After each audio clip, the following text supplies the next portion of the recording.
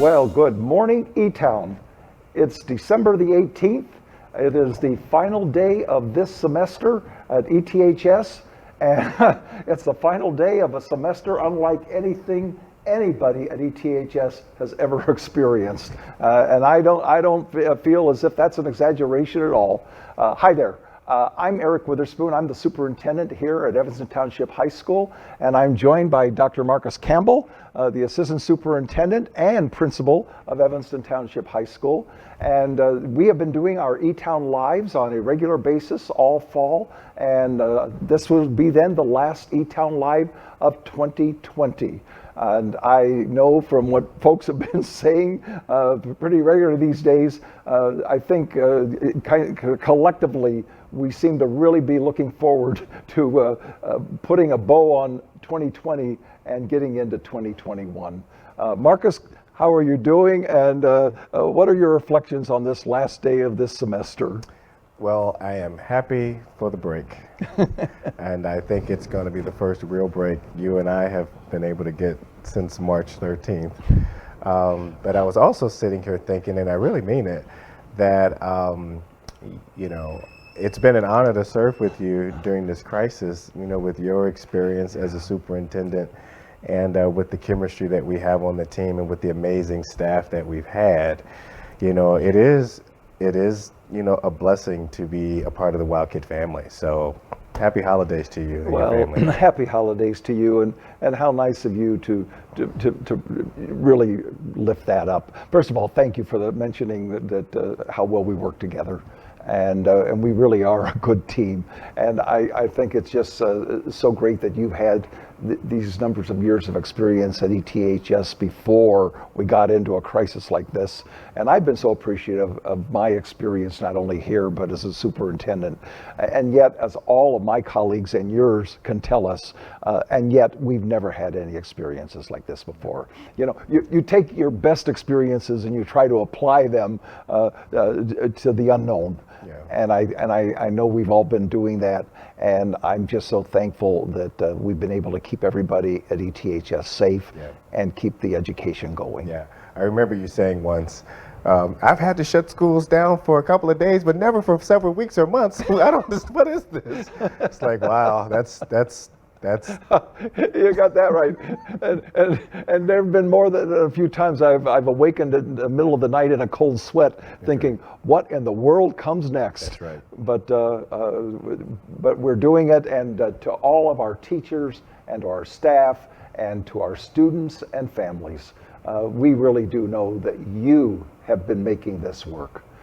We've been so involved in decisions and having to deal with things that we couldn't imagine, but we know that you certainly have as well. And we know that it's not an accident that we made this semester, this remote semester, work as well as we have, in spite of all of the things that we are missing and all the trade-offs that we've had. And that really leads me into a kind of a discussion of and a recap of some things that we talked about with the school board at the beginning of this week. And it's all having to do with e-learning, and all having to do with remote learning, and all having to do with what we anticipate for second semester. As you know, we have already announced that we will remain on remote learning for second semester. And that starts January the 4th, and we wanted, everybody to be prepared for that before we ever got to this point, so that we'd have a mindset of what's ahead of us. We certainly anticipate and will remain on remote learning through the month of January. But we will be monitoring as we go forward on when we would be able to get hybrid learning started here at ETHS. I'll remind everybody what hybrid is we would remain on remote learning, but we would also have an in-person component. And we have a lot of information already on our website about that. And you can certainly go to our part of the website dealing with our COVID situation, and you can review that. We've had that out now for several months. But we also know that we will continue to refine that as we anticipate that at some point second semester, we believe that we would be able to get to a hybrid situation. I want to recap a couple of things that Dr. Pete Bavis, who is our assistant superintendent for curriculum and instruction, discussed at the board meeting earlier in the week.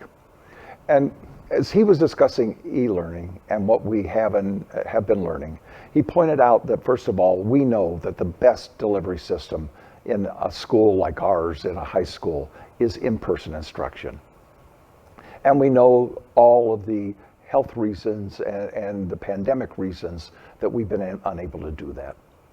Dr. Bavis pointed out that we have really been learning a lot from our sister districts around the area and around the country who have tried hybrid, and they have all told us that hybrid instruction is not by any means the best instructional model. In fact, we've come to understand that if in-person is the best, the second best is to actually be on remote, which we've been on. And the third best is the hybrid model.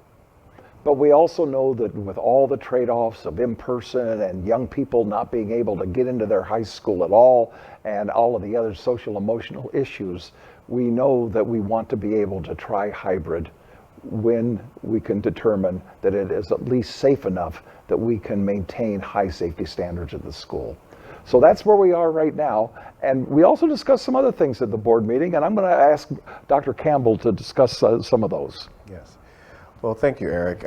Yes, we definitely want to be as prepared as we can when we get to our hybrid model, and we will be as prepared as we can be. And just as it's been mentioned before, the hybrid plan is not perfect. It is not an ideal scenario for us. And so we're going to be asking that our staff and students and this community will be patient with us as we engage in a situation that isn't ideal, but it's what we will have to live with. We've been spending our time revisiting that plan that we outlined over the summer.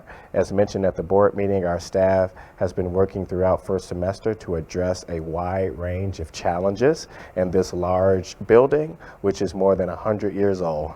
Our IIT team is working to ensure that we have increased bandwidth to support the technology needs of a department. And Eric and I have been assured that they have done that.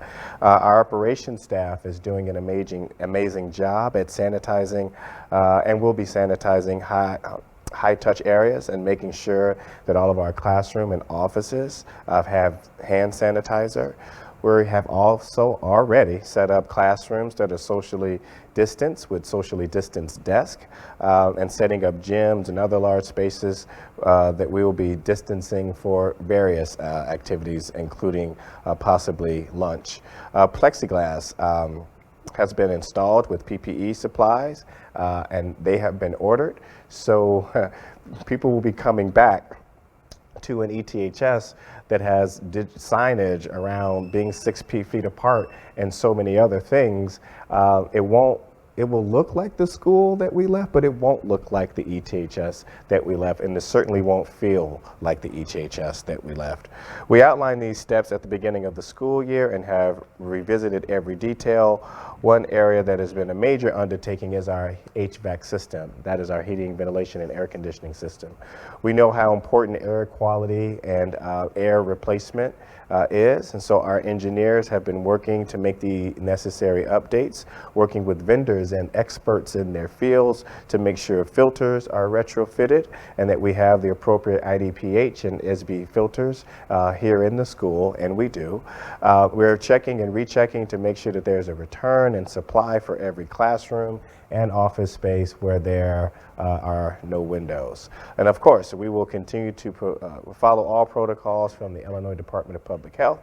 And as Eric mentioned, we have acknowledged the social value of being in school in person, but we have to continue to take all of the steps and precautions, because even though we're making plans to bring students in, they will be apart physically. And we've said over and over again that the hybrid plan is not about bringing kids together in school, it's about keeping students apart.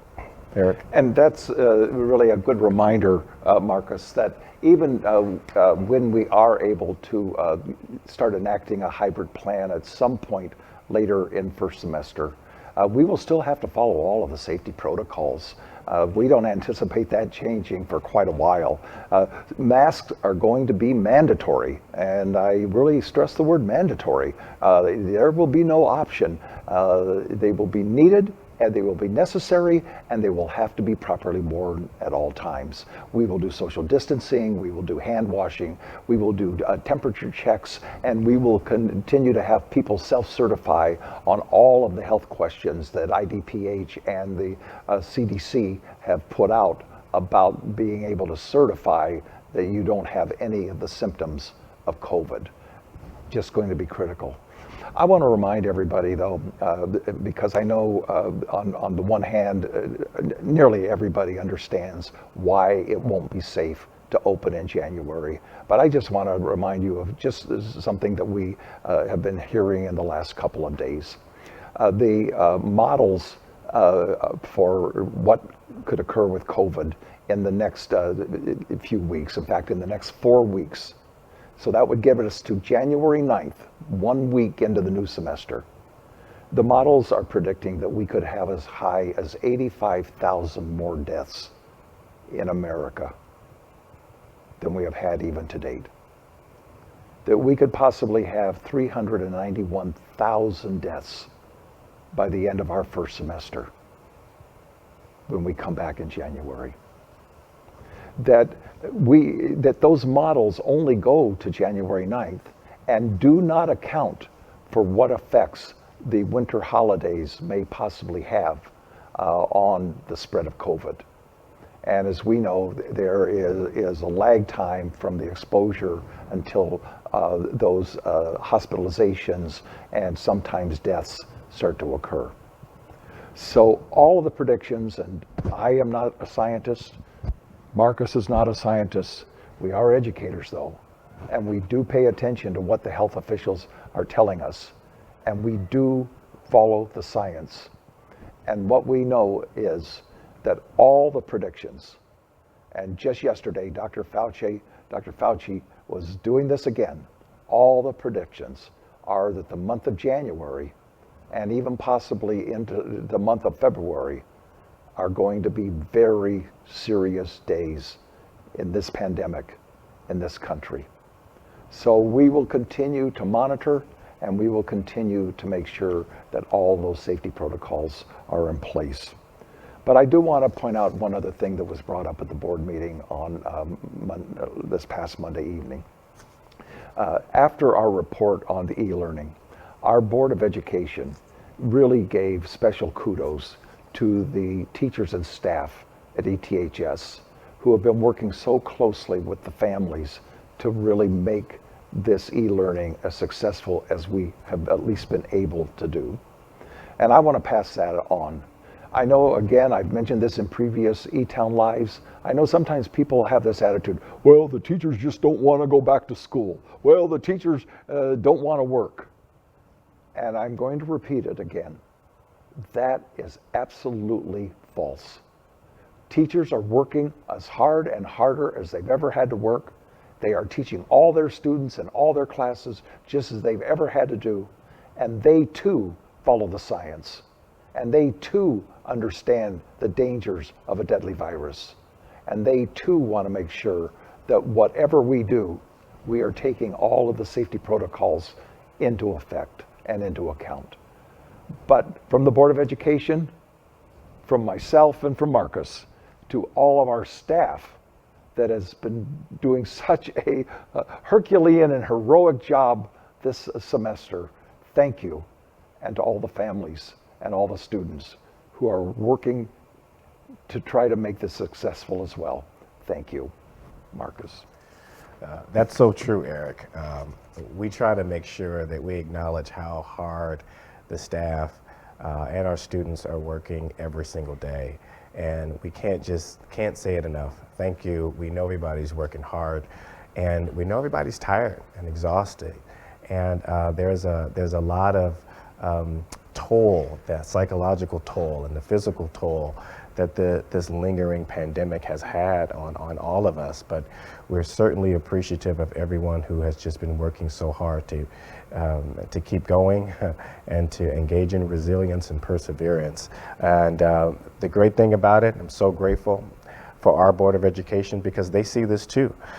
They see the amount of outreach and the care and the compassion that our teachers have engaged in. They see the creative approaches, and they see the extra effort. Our board president, Pat Savage-Williams, said it best when she stated that we will be talking about this year, the year of 2020, for the rest of our lives. And we hope that our WOW kids in particular will look back and remember how much they were cared for by their school community. I can't state it enough. I know it's hard. I know people are having a tough time academically, economically, medically. There's just so many compounding challenges. There was also a racial reckoning in this country this summer, and there's so many things. And but we hope that you can feel the love, feel the care, and feel the compassion that we've been trying to display and extend to all of our students and staff and the community during this pandemic and so many other crises we faced this year.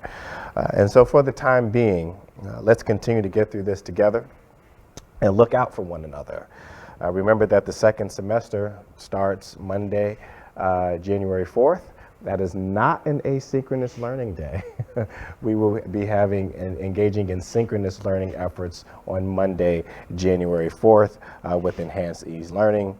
We wanted to kick off 2021 with students connecting with all of their teachers first, being the first day that we're back from break. So we want January 4th to be a day of connection, right? A day of listening and hearing, and as teachers get to know, for some teachers, they'll get to know a new set of students, and for other teachers, they will be able to connect with students that they've had for the fall semester. So please check your email or visit the ETHS website for a link to the schedule.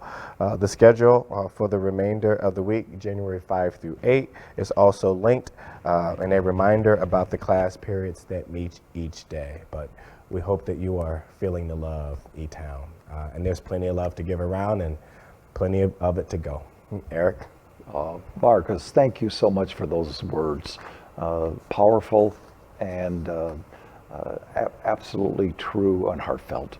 And thank you for that. As we start to wrap up, I'm going to just make sure that we have three announcements that I think are worthy of lifting up today. One is that ETHS, thanks to the work of our student-led Sustainability Advisory Committee, has actually been awarded recognition for our composting. And one of the things that we just learned is that the Illinois Food Scrap Coalition has given us the Silver Level Composting Award for our commitment to food scrap diversion and composting. And I'll just put in a good plug. We think we're headed to the gold level in another year, because when we do get back, we intend to expand our composting efforts, and we just are so thankful for our students who helped lead that as they have. Another reminder that we have many clubs and activities that have been meeting virtually. That will continue in the new semester, and we want to make sure that if students didn't get involved first semester, that they plan to do that. If they've been involved, maybe they want to not only continue that, but expand it.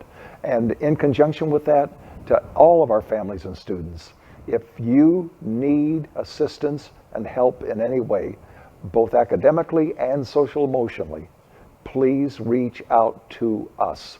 And we here at ETHS will be as responsive as we can possibly be on that.